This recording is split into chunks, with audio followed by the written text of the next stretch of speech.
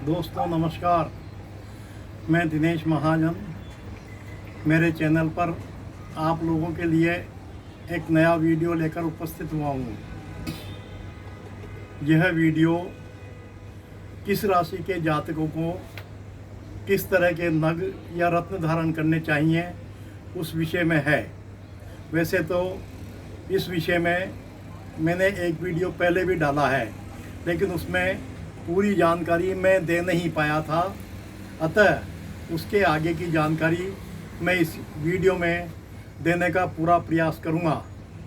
लेकिन दोस्तों, इसके पहले मैं आप लोगों से निवेदन कर दूं कि अगर आपने अभी तक मेरा चैनल सब्सक्राइब नहीं किया है तो इस चैनल को सब्सक्राइब कर लीजिए और साथ में बेल आइकन के बटन को भी दबा दीजिए। अगर आपको वीडियो अच्छा लगे तो इसको लाइक कीजिए और शेयर भी कीजिए।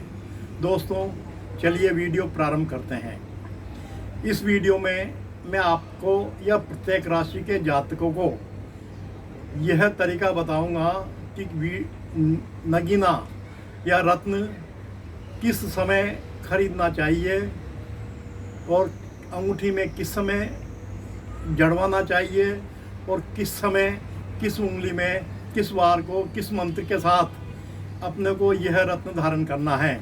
दोस्तों, मैं सबसे पहले मेष राशि के जातकों को निवेदन कर दूं कि उनका स्वामी मंगल होता है। यह जानकारी मैंने पिछले वीडियो में दी है। उसके लिए हमें मूंगा धारण करने की आवश्यकता होती है। दोस्तों, एक वीडियो को थोड़ा रोक करके मैं एक निवेदन और कर दूं आपसे। किसी भी राशि का कोई भी जातक हो, रत्न धारण करने के पश्चात उसको 3-4 लाभ तो निश्चित रूप से होते ही हैं। जैसे आपने रत्न धारण किया तो पहला लाभ, व्यक्ति रत्न धारण करते ही तनाव से मुक्त होने लगता है, यानी कि उसको शांति मिलने लगती है, मस्तिष्क शीतलता को प्राप्त करता है। दूसरा, उसकी समाज में सामाजिक मान सम्मान बढ़ता है, सामाजिक प्रतिष्ठा बढ़ती है। तीसरा, उसकी इच्छा शक्ति, उसका आत्मविश्वास, उसका आत्मबल धीरे धीरे बढ़ने लग जाता है। और चौथा, उसकी जिस समस्या के लिए या जिस ग्रह को हमने अनुकूल बनाने के लिए रत्न धारण किया है, वह ग्रह धीरे धीरे जातक के अनुरूप यानी कि अनुकूल होता चला जाता है और उसकी समस्याओं का समाधान धीरे धीरे होने लगता है। यह प्रत्येक राशि के व्यक्ति के साथ होना है। 3 बातें इसमें मैं आपको सावधानी के लिए और बता देता हूँ। पहला, आप रत्न धारण करते हैं तो रत्न खरीदने का भी शुभ समय होना चाहिए। अंगूठी में रत्न जड़वाने का भी शुभ समय होना चाहिए और रत्न धारण करने का भी शुभ समय होना चाहिए। हमेशा नीलम को छोड़ करके प्रत्येक रत्न को शुक्ल पक्ष में, यानी कि जब अमावस्या होती है उसके बाद जो तिथियां शुरू होती हैं उसमें धारण करना चाहिए। अंगूठी में जड़वाने के बाद केवल नीलम ही ऐसा रत्न है जिसको हमें कृष्ण पक्ष में धारण करना होता है। और दोस्तों, इसके अलावा आप रत्न धारण करने के पश्चात कहीं भी शमशान घाट में किसी की शव यात्रा में जाते हैं तो इस अंगूठी को घर पर रख जाइए, या कहीं किसी के डिलीवरी होती है और वहाँ भी आपको जाना पड़ता है तो अंगूठी को या तो घर पे रख जाइए या अंगूठी को धारण किए रहिए। लेकिन पुनः जब आप इसको दोबारा धारण करेंगे तभी ये अपना काम करना शुरू करेगी या ये रत्न अपना काम करना शुरू करेंगे। तो दोस्तों, चलिए मैं आपको वीडियो में आगे ले चलता हूँ। मेष राशि के जातकों को मूंगा धारण करना है। मेष राशि के जातकों का स्वामी मंगल होता है। आप बढ़िया रत्न खरीदिए, कम से कम 5.25 रत्ती का हो और अधिकतम 8.25 रत्ती का, जैसा आप चाहें ले सकते हैं आपकी इच्छा के अनुरूप। लेकिन आपको रत्न खरीदना भी शुभ समय में है और अंगूठी बनवाना भी शुभ समय में है और इसको धारण करना भी शुभ समय में है। शुभ समय हर रत्न के लिए शुक्ल पक्ष है, यह मैंने पहले बताया है। आप मूंगा धारण करते हैं तो यह मंगल के लिए, मंगल को अनुकूल करने के लिए होता है। इसके लिए हमें मंगलवार को मूंगा जड़ी हुई अंगूठी अनामिका उंगली में पहननी है। और उसका मंत्र है, मैं आपको मंत्र बता देता हूँ, ध्यान से सुनिए।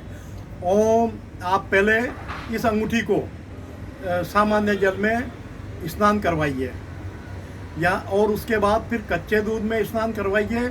और उसके बाद अगर आपके पास उपलब्ध है तो इस अंगूठी को गंगा जल में स्नान करवाइए। आपको नग के प्रति या रत्न के प्रति पूरी आस्था रखनी पड़ेगी, क्योंकि हम अंगूठी पहनेंगे तो इसका जो निचला हिस्सा है वह हमारी स्किन को स्पर्श करेगा।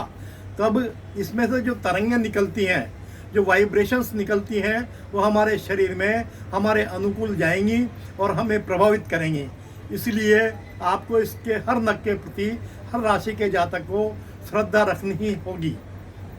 तो दोस्तों, आप पहले सामान्य शुद्ध जल से अंगूठी को स्नान करवाइए, फिर कच्चे दूध से स्नान करवाइए।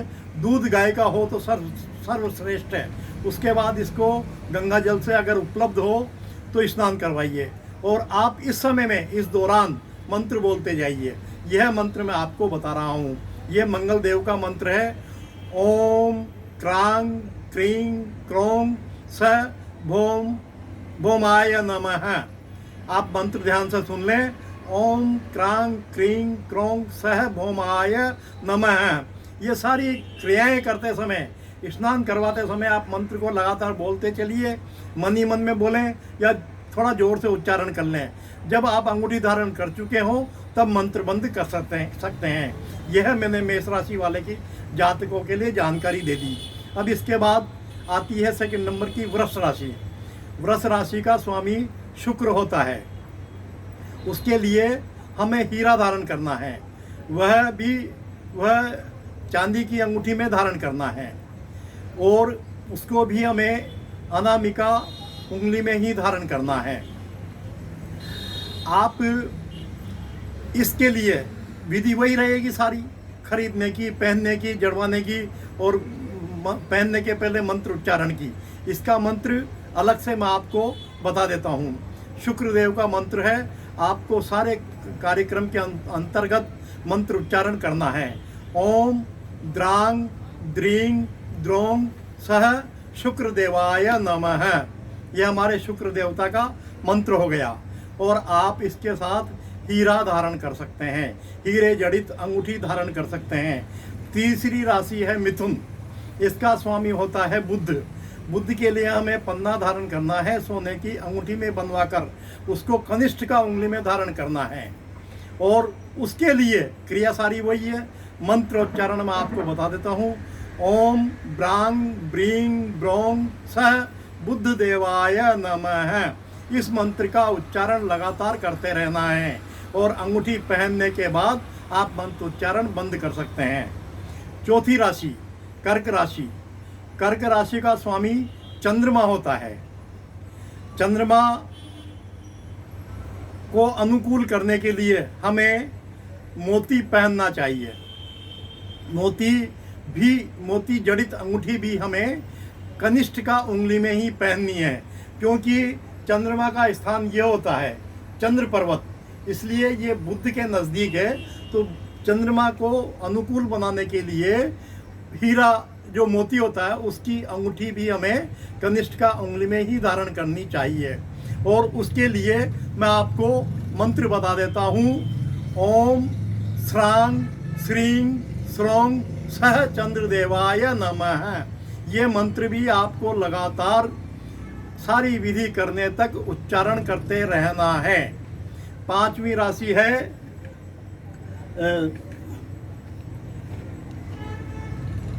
सिंह राशि। सिंह राशि का स्वामी है सूर्य। दोस्तों, सूर्य को अनुकूल बनाने के लिए हमें माणिक्य धारण करना होता है और वह सोने की अंगूठी में बनवाना होता है।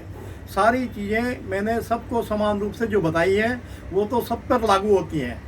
जैसा शुभ मुहूर्त में नगीना रत्न खरीदना, शुभ मुहूर्त में अंगूठी बनवाना, शुभ मुहूर्त में उसको धारण करना और शुभ मुहूर्त में ही मंत्र वगैरह जाप करना। तो दोस्तों, सोने की अंगूठी में जो माणिक्य हम बनवाते हैं अंगूठी, उसको हमें अनामिका उंगली में ही धारण करना है, क्योंकि यह सूर्य पर्वत है और ये अनामिका उंगली है सूर्य को अनुकूल बनाने के लिए माणिक्य को सोने की अंगूठी में जड़वा करके अनामिका उंगली में ही हमें धारण करना है। और इसके लिए आपको रविवार के दिन धारण करना है।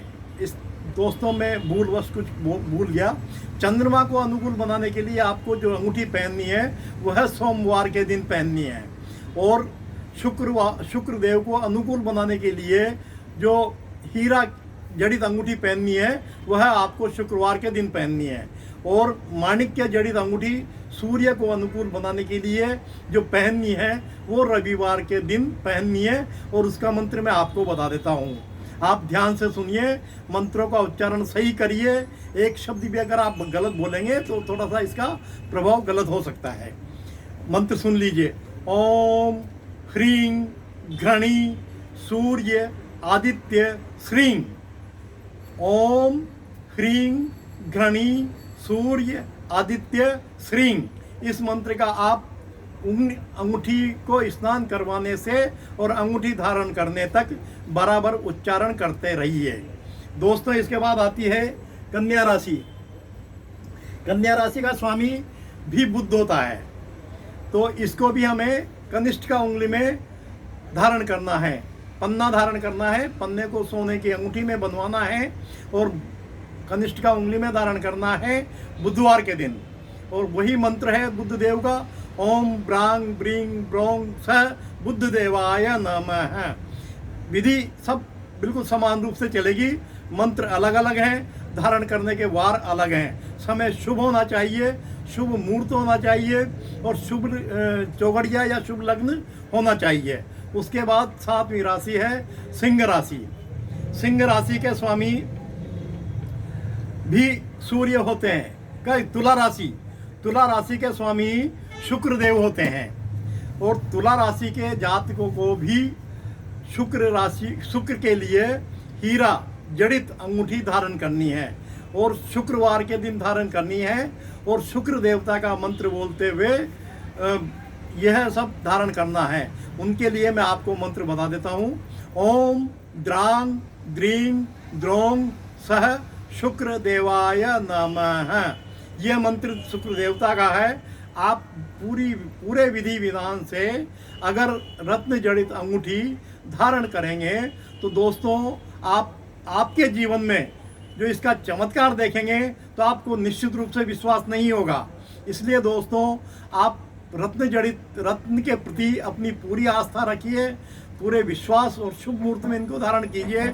आपको निश्चित रूप से आपके जो ग्रह प्रतिकूल हैं आपके अनुकूल होंगे और आपका काम साधने का पूरा प्रयास करेंगे। हर ग्रह आपको अलग अलग तरीके से लाभ देंगे।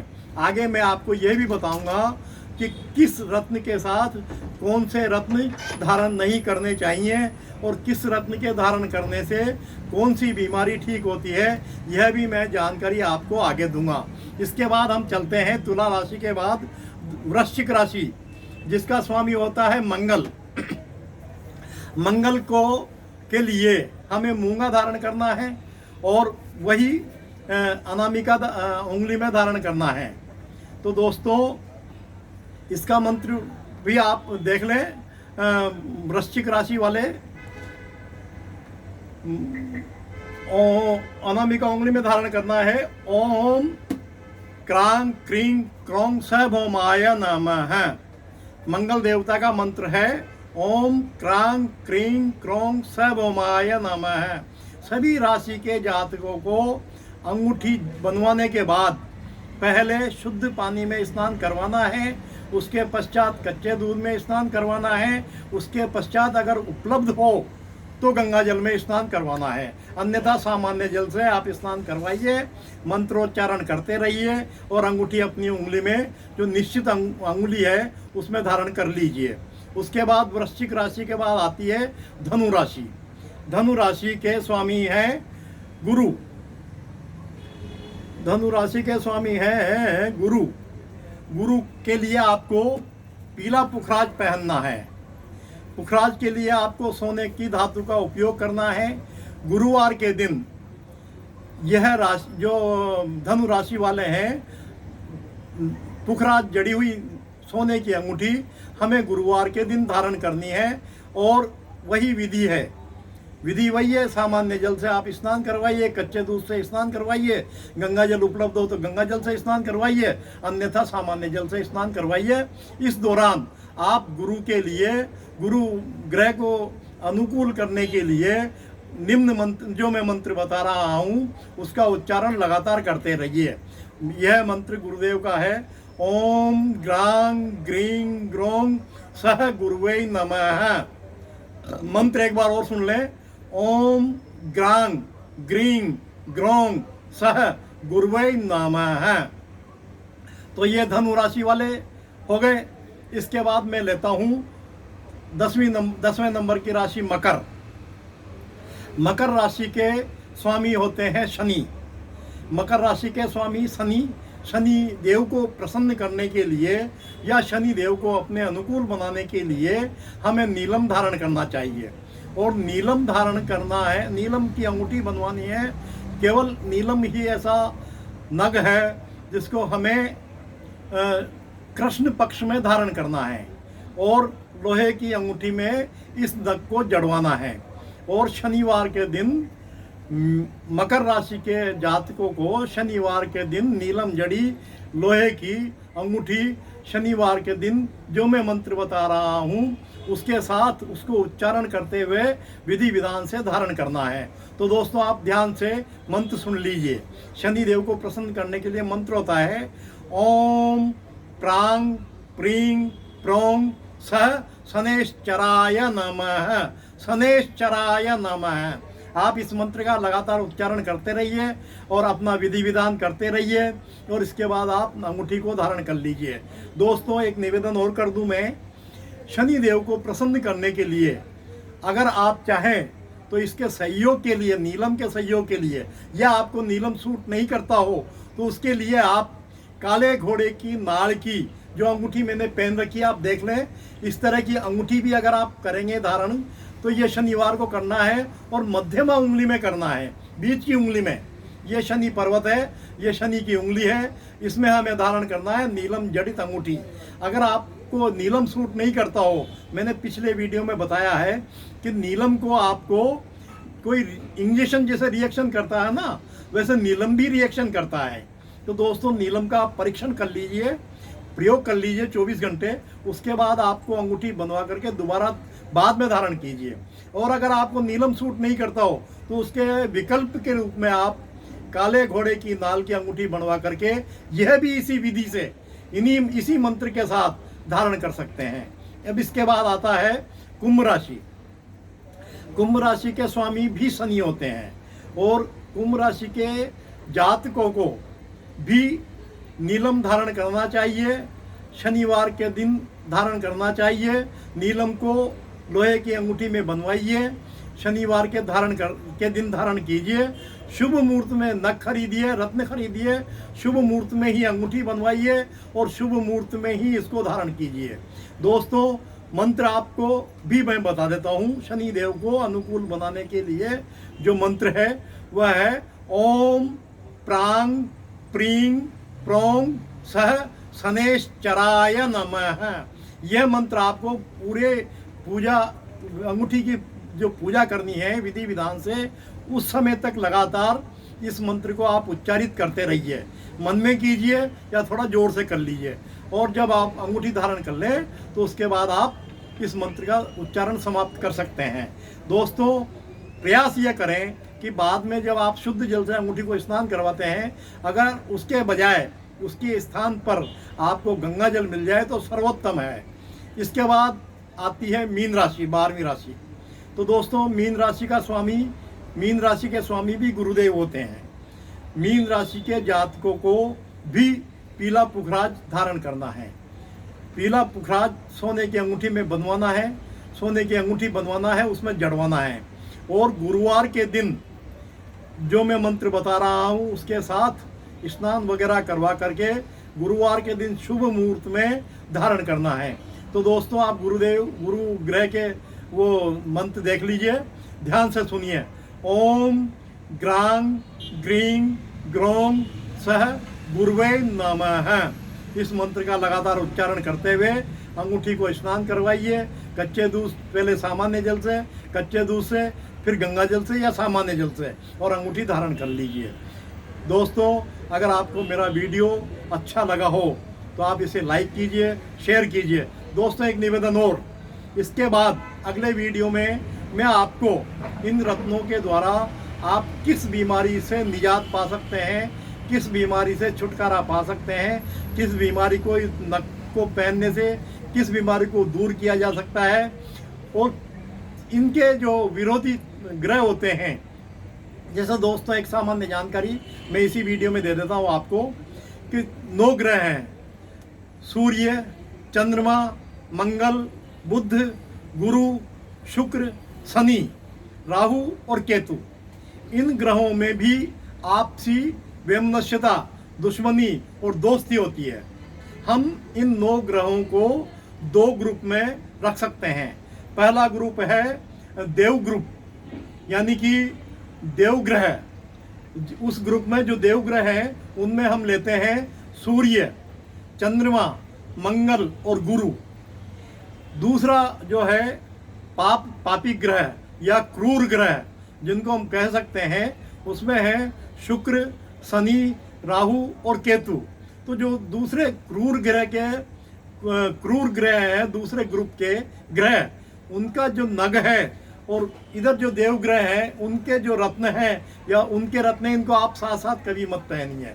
एक बुध ग्रह बचे, वो सामान्य रूप से नॉर्मल होते हैं। उनके 8 ग्रह में से केवल 2 ही ग्रह दुश्मन है, बाकी 6 ग्रह से बुध देव की दोस्ती है। 2 ग्रह कौन कौन से हैं आप देख लीजिए: चंद्रमा और मंगल। चंद्रमा और मंगल के और बुध के यूं है दोस्तों, वैमनस्यता है।